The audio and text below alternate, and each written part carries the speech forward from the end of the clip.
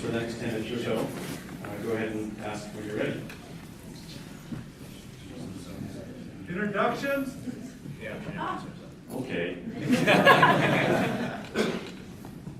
Hi, my name is Eugen Klim. I was the assistant director of MeTube. Our director can be here today, but I'll answer the question. Hello together, I'm Roland Pfannhauser. I'm the producer of MeTube, and it's a pleasure to be here. I'm Louis Price. I'm the editor of Best and also the head fluffer. I'm Brett Weiner. I directed and edited Verbatim. Hello, my name is Oldroyd. I'm the director of Best. My name is Glynn. I'm the writer-director of the Immaculate Reception. I'm Patrik Eklund. I'm the director of the Syndromeda. My name is Dahl. I'm the writer-director of Two Girls, One Cake. I'm Eugen Klim. I'm the writer and director of Here Come the Girls. I'm Radcliff. I'm the writer and director of Jonathan's Chest. I'm Wolkstein. I'm one of the producers of Jonathan's Chest, along with this lady. Hi, I'm Jonathan, the other producer of Jonathan's Chest.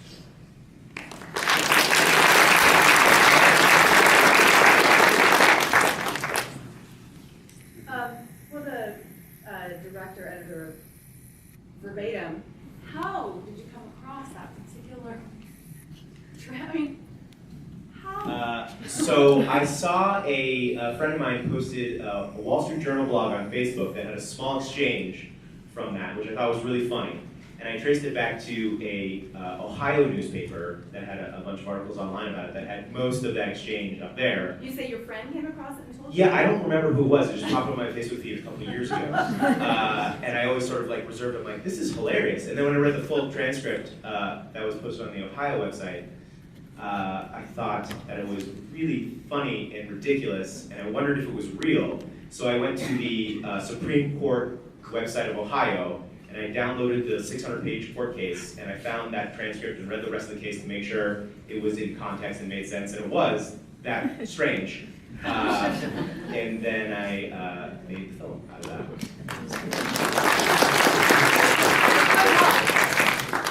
Sir?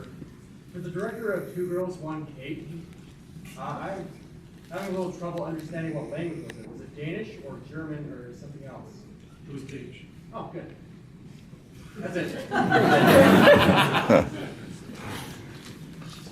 For any of you guys, when you were writing the short movies, did any of you sort of envision the characters and plot beyond what was on screen? Do any of you have plans to expand these shorts to full feature films or anything like that? Or like, how did you approach it when you wrote this? Is that for everybody? Or? Yeah. Whoever wants to answer. I never envisioned this as anything other than a short, but I kind of made it so that it looks like the beginning of a feature. Well, these reasons. This was definitely meant to be a short. I remember when I was editing the film, my editor and I were looking, we just had like so many hours of footage, and we were like, wow, we could make the most boring. Yeah, it was originally intended just as a short. I kind of just wanted to do something really simple, like and like small scale, like 2 people in a room. Once I started writing it, it sort of has grown in my mind a bit, and it's sort of tentative plans to maybe expand it. Yes, it was also conceived purely as a short film, and I tried to take advantage of what comes along with that format. It's a very free format. So I tried to tell a story, in a non-linear kind of way. So. I wrote my film as a short, for sure, and then I got so sort of obsessive and nerdy about the research that I kind of want to continue and then make it into the future. My short, by its very nature, probably can't be a feature film unless you want 590 more boring pages of people talking depositions. There were a couple gems of the main lawyer yelling at other people, but other than that, no. Yeah, Best was conceived as a short film, a very short film. Yeah, Actually, when I heard about the idea from our director, Carmen, it came out, it was not a music video anymore, it was something more. Let's say experimental music video, so no chance for a short or feature. But in the end of the day, it was a short, so a lot of topics inside. Yeah, there's a lot of people. I was just going to say, give it some thought. Yeah. Miss in the back, white shirt. Jonathan's chest had such a good hook to it that it made us want to know more. Do you have any plans to expand it? Yeah, I'm sort of thinking about it. I think what I sort of wanted to do in the short, why I sort of thought it was, I think with shorts you have an opportunity that you sort of don't have with features to kind of hone in on one moment or dramatic occurrence or scene. And that's kind of, I sort of just conceived of this meeting between these two boys as a standalone thing. But once I started kind of like, getting more into the writing, I kind of, it was somewhat inspired by this sort of suburban paranoia of like, being kidnapped and like, this sort of secret world of like, underground kidnappings and stuff that kind of created this paranoia in sort of suburban America, like in the 80s and early 90s. And the more I read about that, the more I started to think like, oh, this could actually be like a much bigger story as well. So I do now sort of am starting to kind of think of what that might be. Well, I just wanted to add, even though it had a beginning, a middle, and an end, Jonathan's Chest, I whispered to my husband that it sort of played like an extended trailer. There was so much, I can see how you would really be tempted to expand the story and explore whatever. Do you know what was in your mind? Do you now have ideas of what the true scenario is, or are you still imagining it? I'm still sort of imagining it. I mean, I kind of wanted to I wanted this one to sort of be able to sort of be on a fine line between what you believe is true or if it's not true, like kind of having ambiguity to it. And part of the problem with expanding it into a feature is figuring out how to sort of preserve that ambiguity that is so kind of central to the work of what makes the short work. So If you spell it out too much, it might lose its specialness. Exactly, yeah. So I'm still sort of thinking it over. I mean, there's the story. It's just I find it a very fascinating sort of seed for a story, and like the source material I find like really fascinating. So there's a million different sort of ways that it can go. Are any of you going to broadcast these or distribute these to any other festivals or put them online or any TV or anything? Or your plans for it? We don't have plans yet. I mean, we want to send it out to other festivals and stuff, but beyond that, not really sure. I've been talking to distributors, and as soon as they hear full frontal male nudity, they're like, oh, that might be a problem. You were saying in Europe. No problem. We're probably going to go to a few more festivals, and then we're going to, it's going to come on somehow. Yeah, I think so as well. It's going to hit a few more festivals. It's going to be online. We're just starting our festival run, so I have no idea.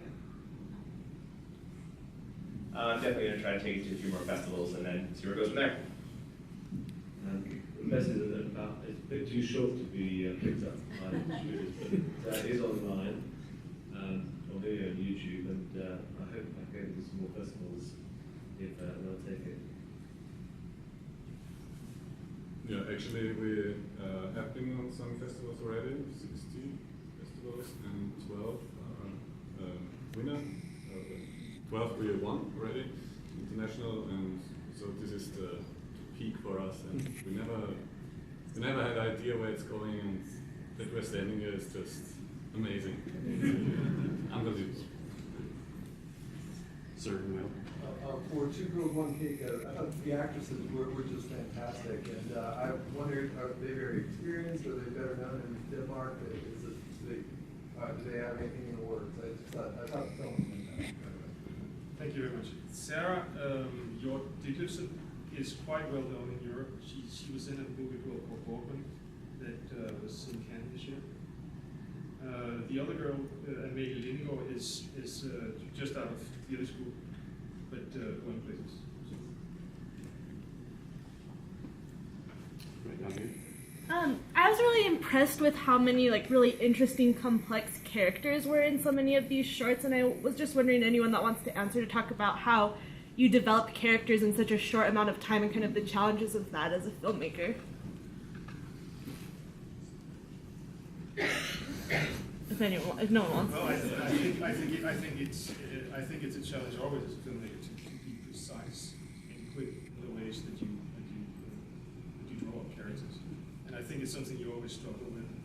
And very often, some of the problems are solved as late as in the editing, where you realize a lot of the stuff you thought you needed, you're not going to. But it is something that, it is what good cinema and a precise way of drawing characters is. It's like, it's very important. Yeah, for me it kind of starts when you start writing, and the character starts to come to life, and then you rehearse. Sort of takes on from there. I think, I guess in my film, that a lot of the character is also about his relationships with his family, and so I thought a lot about building the world around the character and how that would help to develop the character more.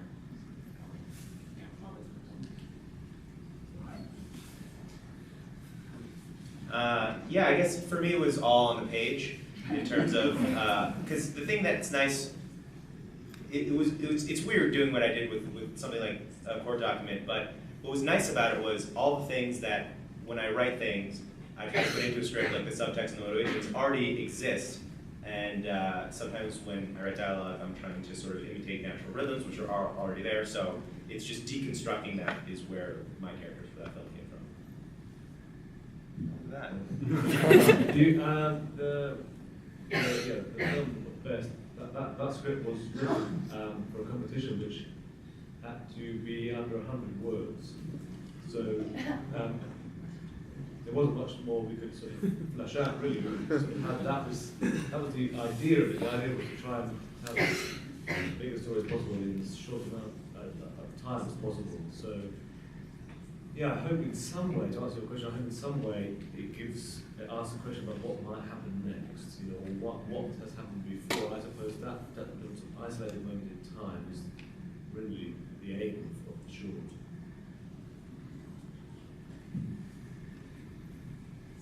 We have time for one more. Ma'am, in the back. I was just wondering if Daniel Monfort had done any other music video techniques, and what was the main financing for doing that short? Our luck was that August Klim, the singer, financed the project himself. So we were completely independent, as you can see, I guess. It helped a lot, and Michelle is not so much into music videos, actually, and I guess that's a big plus for us.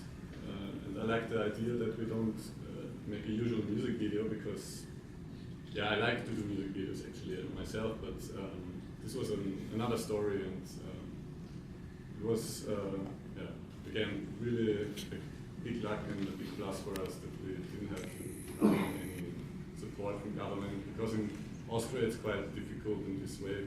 We could never sell the story to anyone. So, yeah. Okay, let's give another round of applause.